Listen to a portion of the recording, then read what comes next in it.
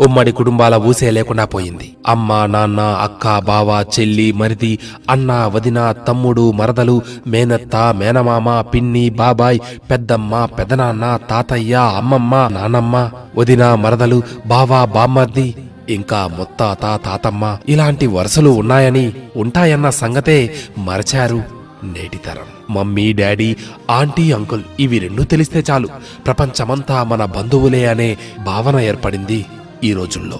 రక్త సంబంధం అంటే ఏంటో తెలియని దుస్థితి.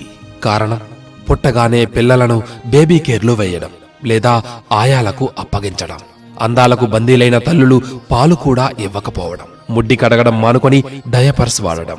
ఇంకెక్కడి ప్రేమలు, లాలనలు. ఇక ఇక్కడి నుండే మొదలు. కాన్వెంట్లు, రెసిడెన్షియల్ స్కూళ్లు. ఆ బిడ్డకి ఎవరు చుట్టమో ఎవరు పక్కమో తెలియని పరిస్థితి. ఎద్దులా పెరిగి మొద్దులా తయారవడం తప్ప మరేమీ లేదు. ఇంజనీరింగ్ చేయడం, ఎంఎస్ కని విదేశాలకు వెళ్లడం, వాట్సాప్లో చాటింగ్లు, స్కైప్లో వీడియో కాలింగ్, అమెజాన్ ద్వారా షాపింగ్. నెలకింత డబ్బు పంపిస్తే ఈ తల్లిదండ్రులకు అదే ఆనందం.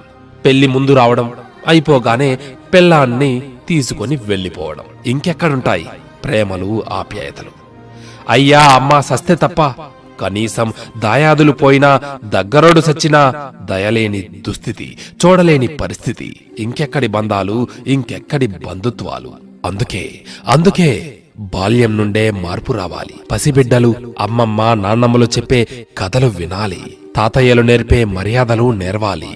వారికి కుటుంబంలో ఉండే ఆనందం తెలపాలి. అది మనింటి నుండే ప్రారంభం కావాలి. కలిసి భోజనం చేస్తూ ముచ్చటించడం నేర్పాలి. ఉమ్మడి కుటుంబ వ్యవస్థను కాపాడాలి. మళ్లీ ప్రపంచానికి మన దేశం వసుదైక కుటుంబమని చాటి చెప్పాలి. ఇది మాటల వరకే పరిమితమా? ఆచరణలో సాధ్యమా? ఏమో మనమే ఆలోచించుకోవాలి కదూ.